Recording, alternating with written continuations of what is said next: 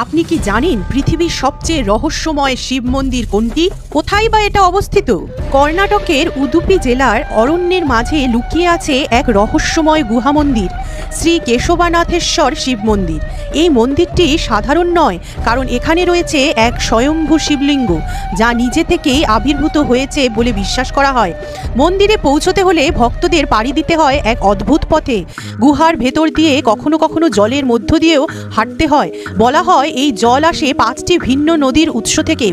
এখানকার পরিবেশ একেবারেই অনন্য। পুরো গ্রাম সৌরশক্তির উপর নির্ভরশীল, আর চারপাশ জুড়ে নীরব প্রকৃতি ভক্তদের মনে গভীর আধ্যাত্মিকতার অনুভূতি জাগায়। আরও আশ্চর্যের বিষয় হলো এই মন্দির সারা বছর খোলা থাকে না।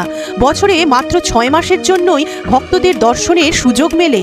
এই মন্দিরে ঢোকার সময় কিছু জলাশয় পা দিয়ে আপনাকে যেতে হবে, এবং এই জলাশয়গুলি এতই স্বচ্ছ যে এর মধ্যে যে মাছগুলি থাকে সেগুলি অনায়াসেই আপনারা দেখতে পারবেন। কথিত আছে যেই 6 মাস এই শিব মন্দির বন্ধ থাকে, সেই 6 মাস নাকি মহাদেব এখানে স্বয়ং আসেন এবং ধ্যান করেন। এই মন্দিরের এই অলৌকিক দৃশ্য আপনারা যদি কেউ সাক্ষাতে দেখে থাকেন তবে অবশ্যই কমেন্টে জানাবেন, আর একবার বলে যাবেন জয় বাবা ভোলেনাথের জয়।